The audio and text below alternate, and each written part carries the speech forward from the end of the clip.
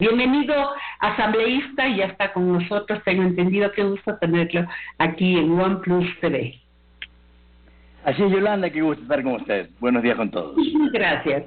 El asambleísta, por si acaso, estudió en la Universidad de Cornell, es ingeniero industrial y tiene una maestría en finanzas. Electo asambleísta por Creo y actual presidente nacional del movimiento. Bueno, ayer se conoció el informe o los informes de la Comisión de Seguridad. Asambleísta, en resumen, ¿cuál fue el contenido de los informes y las reacciones del Pleno? Sobre el informe de seguridad o el sobre informe de seguridad, la propuesta presupuestaria. El informe de seguridad. Sí, ayer tuvimos la proforma, discúlpeme, ¿la proforma presupuestaria no se conoce hoy?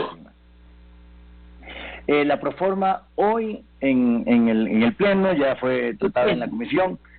Antes de ayer la ley tributaria. Ayer tuvimos sesión sobre la crisis carcelaria y el tema de seguridad. Efectivamente, están bastante ocupados en esta época.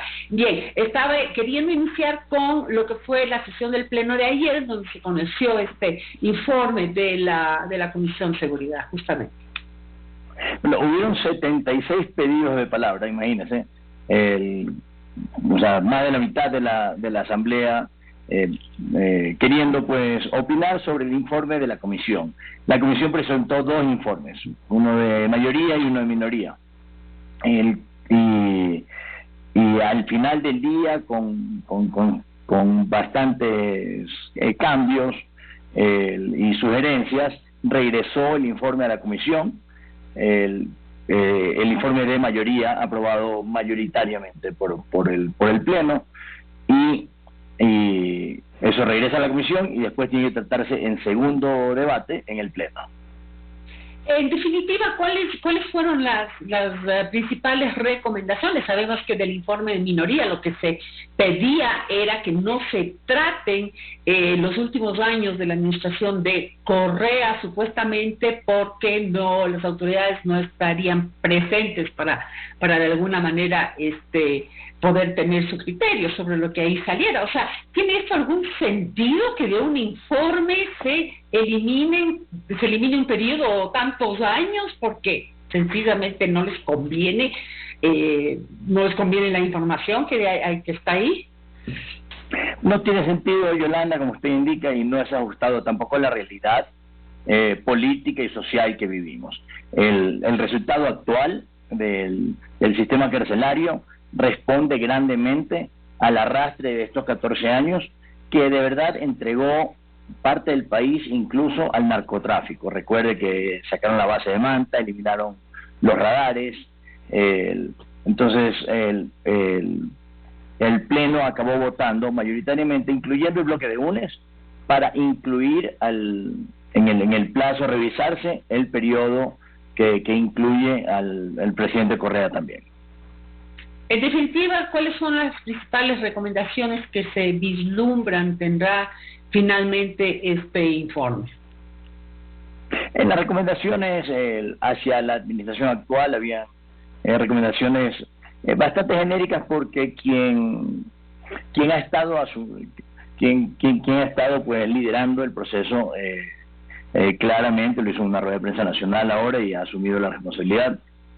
Nuestro presidente Guillermo Lasso reunió, recordemos, a todas las autoridades de las diferentes funciones del Estado, reunió a la Corte, a la Asamblea, Fiscalía, Fuerzas Armadas, Policía, Gobierno Nacional, obviamente, para en conjunto sacar adelante al país de esta crisis carcelaria, que resulta de verdad como el resultado de la lucha fuerte y férrea que ha hecho el gobierno de Guillermo Lasso en contra del narcotráfico. Nos dejaron, Yolanda, un país, acuérdense que hicieron hasta carreteras a territorios de la FARC. Entonces, esa lucha contra el narcotráfico trae también consecuencias que el presidente Lasso, con su firme liderazgo, ha sabido solventar. Ya está incluso el ejército de forma indefinida, nos indicó, presente en los pabellones del litoral, de la penitenciaría del litoral. Bien, vamos al otro tema que tiene también en vilo, me imagino yo, al propio gobierno, ya que sostiene que es muy importante para la reactivación económica, es de esto de las reformas, ¿no? Y la Ley de Desarrollo y Sostenibilidad Fiscal. Cuéntenos, ¿ha recibido esta ley urgente algunas críticas y pedidos de cambios para supuestamente evitar la contracción y afectación a la clase media? ¿Cómo están resolviendo este tema sin, obviamente, acabar con el espíritu de la ley y su principal objetivo, que sería la reactivación económica y la creación de más empleo? Bueno, es una ley de extrema responsabilidad fiscal. Yo, como asambleísta, yo estoy en la mesa, en la comisión de régimen económico, y me toca tratar la parte presupuestaria, y me ha tocado revisar también como asambleísta pues la parte de la ley de reactivación económica, que es muy importante. Para los que nos ven aquí por su programa, Yolanda, recordemos que nos dejaron un país con 7.000 millones de dólares de déficit, o sea, 7.2% de déficit presupuestario. Si fuera una empresa, pues estarían despedidos los gerentes financieros y el gerente general, porque nos dejan 7.2% de déficit. Esto es lo que cogió en el 2021 el gobierno de Guillermo Lasso. En el mismo 2021 ya, con el ajuste del presupuesto, se rebajó a 4%. Una mejora enorme. Con el presupuesto 2022, que trataremos mañana en el Pleno, se rebaja a 3.4%. Y con las mejoras para la economía y para las cuentas fiscales que esta ley tributaria pasa, le cuento, Yolanda, una excelente noticia. Pasamos a tener un presupuesto con un déficit del 2.4%. Imagínense, de 7.2% a 2.4 en los escasos meses que lleva el gobierno. A ver, esta alquimia, con mira a déficit cero. Esta alquimia se logró en la propia comisión. O sea, tenemos dos comisiones, la de régimen económico, que trata de la proforma presupuestaria. Exactamente, pero de eso es lo que usted está diciendo, que se ha bajado a un 2.4% de déficit presupuestario. ¿Estoy entendiendo bien? Se lo enseño en un grafiquito aquí, no sé si me ayuda su producción. Cuéntemelo mejor. Pero bueno, la tendencia de las rayitas por lo menos sí se verá muy claramente. Aquí está el 7.2% del presupuesto que le damos, ya para el 2021 se redujo al 4%, con la proforma presupuestaria al 3.4%, y con la ley que pasaremos pues en el Pleno pronto, y ahorita se tratará de nuevo en la Comisión de Desarrollo Económico, 2.4%. Ok, esa es la proyección. Entonces una mejora sustancial en muy corto plazo, con miras a déficit cero en este gobierno. Pero eso sí se mantiene tal como está propuesta, porque hay también quienes dicen que es un poco ambiciosa esta propuesta del gobierno, el querer obtener 1.800, 1.900 millones con la aprobación del proyecto, ¿no? Y que más bien lo que esto estaría fomentando es una contracción económica y pues un peso muy dramático para algunas personas, sobre todo el enfoque está dado en la clase media. No, de ninguna manera esta ley va a representar una contracción económica, porque es una ley que ajusta nuestras cuentas fiscales muy responsablemente.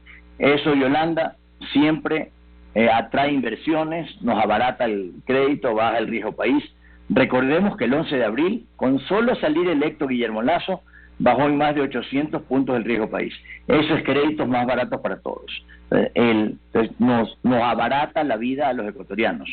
Y lo que representan estos déficits que mostraba antes es un déficit se convierte naturalmente en deuda, no puede hacerse otra cosa, y esa deuda tiene que pagarse, y los gobiernos la pagan vía impuestos. O sea, al ser déficit pasa a ser impuestos a futuro para sus hijos y los míos.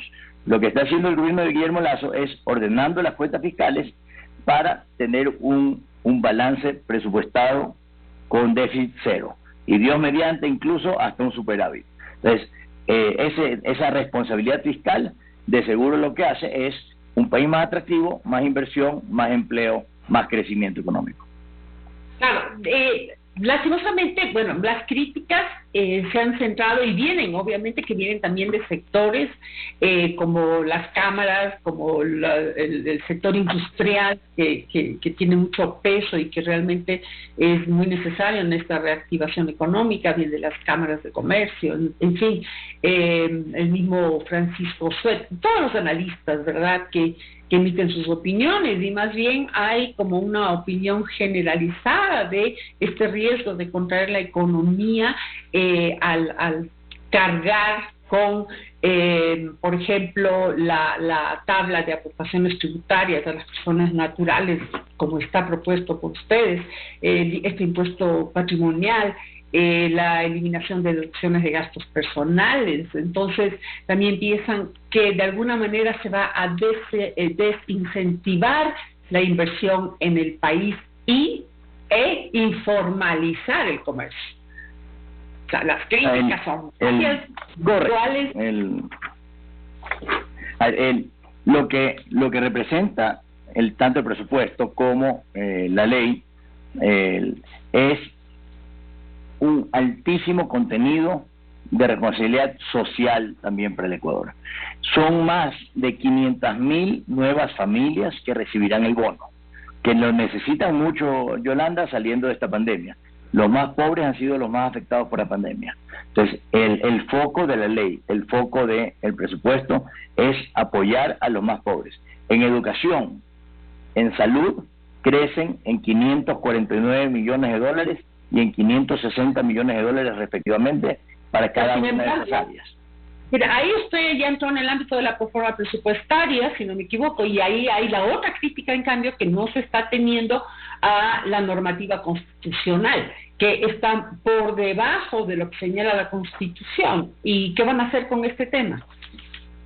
Bueno, eso Yolanda, es usted lo expresa siempre con el profesionalismo del caso, indicando que es una opinión de terceros, y a veces uno ve en las redes todo tipo de cosas. Por eso que la gente se informe por medios o por fuentes oficiales. En mi caso, que estoy en la Comisión de Régimen Económico, es muy importante.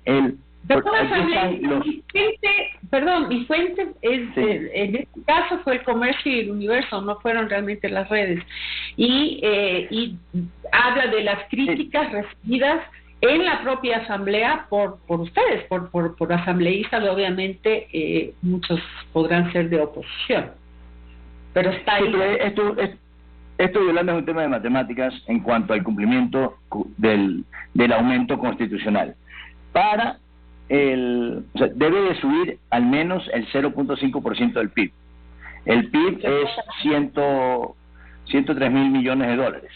El aumento para salud es de 560 millones de dólares, y el aumento para educación, sin incluir el aumento para educación superior, solamente desde básica hasta bachillerato, es de 555 millones de dólares. Esos son los aumentos que están en la prórroga presupuestaria, los cuales exceden el requerimiento constitucional. Entonces no sé qué número está haciendo alguien, pero 560 millones de dólares es más del 0.5% de 103 mil millones. Los números lo justificarían. Me llamó la atención, no sé si usted tuvo oportunidad de leer un artículo de Cuatro Pelagatos que habla de un tema que más bien es una constante en la asamblea y es un tema de fondo, porque mientras frente al público se habla con esta racionalidad y se dan las explicaciones del caso, tanto ustedes, oficialistas, como quienes puedan estar en la oposición, en este artículo se habla de más bien una extorsión permanente desde las diferentes posiciones políticas para ofrecer y poner en el mercado interno de la Asamblea la posibilidad de votar de una u otra forma. Cuéntenos, ¿qué es lo que ocurre realmente en el momento de analizar estos temas que, como le digo, frente a la luz pública tienen una lógica y una coherencia, pero sin embargo parecería que por debajo son otros los temas y los intereses que se tramitan? Bueno, nuestra lucha como creo, como el gobierno del encuentro, como el Ecuador del encuentro, siempre será a favor de los más pobres, en contra de la pobreza extrema, en contra de la desnutrición crónica infantil, algo que también está en el presupuesto 2022 y que nunca se ha tratado. Entonces, tenemos el aumento de los costos de la pandemia. Todo eso eventualmente pasa también por las diferentes mesas y comisiones de la Asamblea y luego los votos en el Pleno. A veces ganamos, a veces perdemos, Yolanda. Si fuera como alude el comentario de la publicación que usted indica, ganaríamos pues mucho más a menudo o capaz que todos. Guillermo Lasso ha manejado un gobierno transparente. Déjeme darle un ejemplo. El programa social más grande que ha tenido este Ecuador en su historia, 10.5 millones de ecuatorianos ya vacunados en 5 meses. No ha habido una sola denuncia de corrupción. Eso era impensable antes, Yolanda. Aquí no, o sea, antes hubiera sido, imagínese, en los programas, las ventas y reventas de vacunas y cosas. Acá todo el mundo se vacunó donde le tocaba, cuando le tocaba, con la vacuna que le tocaba, y se manejó con transparencia absoluta. Ese es el sentir y actuar del gobierno de Guillermo Lasso, en todos los ámbitos, incluyendo en el trato con la Asamblea. Ese puede ser el sentir y actuar del gobierno de Guillermo Lasso, pero esa es la realidad en la Asamblea, en donde se manejan tantos intereses políticos y de otro tipo también, personales. Sí, buscamos siempre llegar a acuerdos, conversando, dialogando. En muchos países se llama parlamento de hablar. Sí, pero esos eso es lo que corresponde. Según dicen, si no me equivoco, fue de José Hernández, como él dice, muchas veces son non santos, ¿no? O sea, hay acuerdos y acuerdos. Y obviamente no es una novedad del tipo de acuerdos que se ha generado en la Asamblea. Vimos en el periodo anterior cómo se daban hospitales, cómo se daban beneficios para que la gente pudiera sacar alguna, y voy a redundar, beneficio económico, pero según este artículo se mantendría ese tipo de política. Digamos que la hubiera, vamos a dejar eso abierto. ¿Cómo puede un gobierno que quiere hablar de transparencia y de hacer las cosas bien hechas y sin corrupción, cómo enfrentar aquello en la propia Asamblea? ¿Cómo debe ser el manejo político, además sin tener realmente un músculo, ¿no?, fuerte político, ni un interlocutor entre el gobierno y la Asamblea con esa fuerza? Bueno, digamos que no siguen esa forma, porque en efecto no siguen. No ha habido reparto de hospitales aquí a cambio de votos en la Asamblea en ningún caso, ya fuera público y notorio. El artículo que usted indica cita una fuente indeterminada de una persona que no sabemos ni quién es y que ha dicho eso. Eso no es necesariamente un manejo periodístico del más adecuado, pero tiene su derecho a opinar, porque acuérdese que la primera ley que pasó Guillermo Lasso a la Asamblea fue el de libertad de expresión, lo cual justamente sirve para mantener al gobierno también más transparente y honesto, porque con mayor libertad de expresión viene mayor transparencia en este país, en todos. Antes había la ley Mordaza para que la gente no pueda criticar situaciones criticables. Ahora tenemos un gobierno transparente, entonces no tenemos nada que esconder. Y por eso perdemos a veces votaciones también en la Asamblea, votaciones importantes que hubiéramos querido ganar, Yolanda. Pero ese es el juego democrático que la gente votó en las urnas. O sea, acaba de decir, por eso a veces perdemos en la Asamblea debates importantes. ¿Por qué? ¿Por qué se pierde? Porque los argumentos no son suficientemente contundentes, porque los fundamentos que ahí se expresan llevan a que gane una idea, un concepto, o porque hay otro tipo de manejo. Porque hay otras visiones políticas en diferentes bancadas. La gente de UNES tiene una forma de ver la vida en cuanto a lo político diferente que lo nuestro. Si fuera intereses como usted o como el comentario de la publicación aludía, se ganaría mucho más a menudo, mucho más fácilmente. Pues las elecciones no, las votaciones en el pleno no es el caso, porque nos manejamos siempre con absoluta transparencia. Entonces es un nuevo país que tenemos con el gobierno del encuentro, donde con trabajo, con un Ecuador unido, Guillermo Lasso ha demostrado que ha sabido escuchar también. Ha ido ajustando su política pública, también escuchando al país. Por eso tenemos un país que ha funcionado. Los últimos paros que se citaron no cogieron tracción, salvo muy pequeños casos aislados, porque la gente lo que quiere es un Ecuador donde pueden trabajar, y para eso necesitamos abrir el Ecuador al mundo, para atraer inversión, tener un país con las cuentas claras, con las cuentas bien manejadas, y tener en tan poco tiempo, Yolanda, ir de 7.2% de déficit, que son más de 7.000 millones de dólares de deuda para todos los ecuatorianos, y que se convierte en impuestos futuros. No nos engañemos, eso es lo que es. Dios mediante, pasando la ley, llegar a 2.4 en este año, si no, pues solamente con el presupuesto, bajando a 3.4%, a menos de la mitad del déficit en el primer año de gestión. De verdad es un trabajo monumental que ha hecho en este caso pues el ministro Simón Cueva con el presidente Guillermo Lasso. Bueno, éxito para ustedes, asambleísta, y obviamente para el gobierno del cual ustedes parte y miembro. Muchísimas gracias por acompañarnos hoy y comentarnos de estos avances y el estatus de los diferentes temas en el Parlamento. Muy amable. A usted, Yolanda, muchas gracias por tenerme aquí. Siempre presto a compartir nuestra versión, que la daremos con absoluta transparencia y claridad. Muchísimas gracias, muy amable. Y